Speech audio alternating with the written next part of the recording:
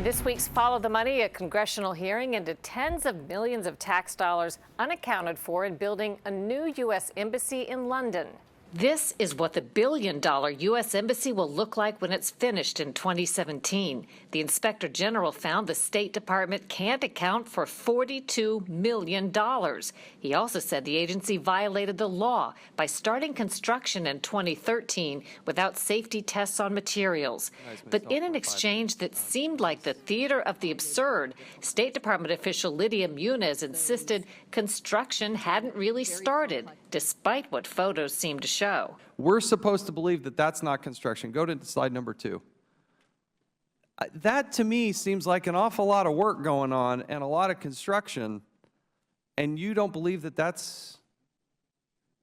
Are you telling us that's not construction? I agree it is an awful lot of work, but under the definitions that we use and have used for years with diplomatic security, we do site pilings, and we cap those pilings to stabilize the earth, the soil, and the site before we come out of the ground. By initiating construction, Inspector General Steve Linick agreed with the chairman of the House Oversight Committee, Jason Chaffetz. Mr. Linick, is that construction? to me, that does look like construction, but from the point of view of our report, it's really irrelevant because the department's own published policy, the FAM, says you can't even award a contract, okay, or initiate construction prior to certification. Linick says if the embassy had failed safety tests after so much construction, it could have cost taxpayers millions to correct.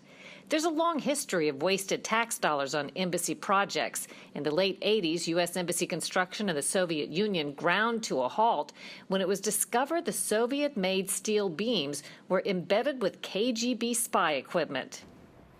That bugged U.S. embassy remained empty for 15 years until it was taken apart brick by brick and then rebuilt using American materials at a taxpayer cost of hundreds of millions of dollars. Next week on Full Measure, it's almost the end of 2015, we have our own countdown list of top taxpayer waste stories that we've covered, including this. The Marine commander, the general in the ground running the surge, said, "I don't want it, I don't need it, don't build it." And two other generals above him said the same thing. Don't build it. We don't need it. We already have a headquarters. It's a waste of money.